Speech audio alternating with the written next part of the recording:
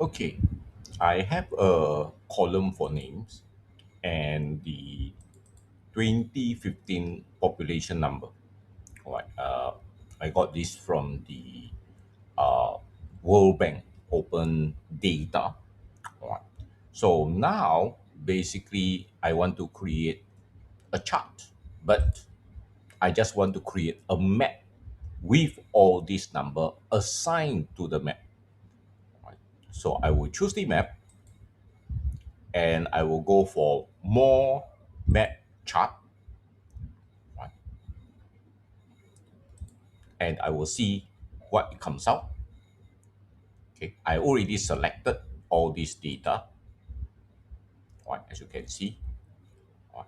And the interesting thing about this chart or is when I roll over this, it will actually put the country and the data in the same place. But of course, I have to select the entire table first as usual.